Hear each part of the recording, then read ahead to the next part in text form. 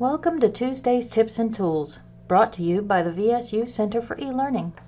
Today, we will show you tools you can use to increase student engagement and ensure students have a voice in your synchronous sessions.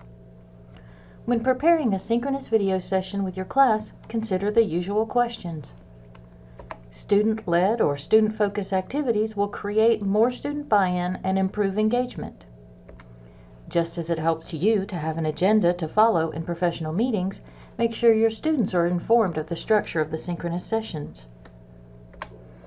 And as tempting as it is to fly without a net, as noted in the what, plan ahead and give students opportunities to prepare their contributions as well. Use the various options for the course rooms, sessions, and breakout rooms to create additional opportunities for student engagement, collaboration, and high-impact practices.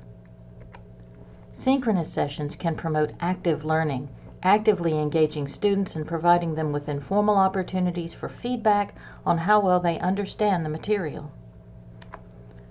Ultra tools can increase participation from students and promote higher order thinking and high-impact practices. In this video, we'll review the Collaborate panel, feedback options, polls, and markup tools. Through the Collaborate panel, students can chat and share content. Click the purple tab in the lower right corner to open the Collaborate panel.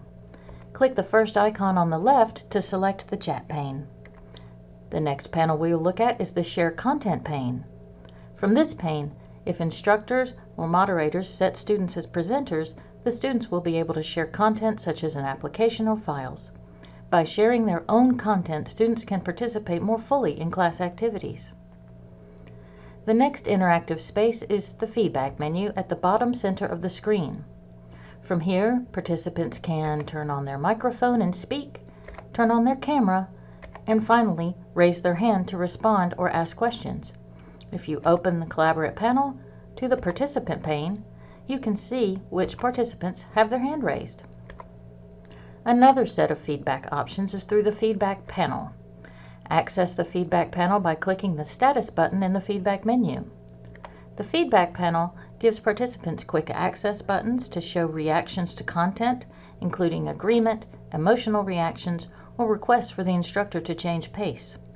As you see in this example, when the participant selects a feedback option, it will be visible on the status button on the feedback menu and next to the participant's name on the participant pane.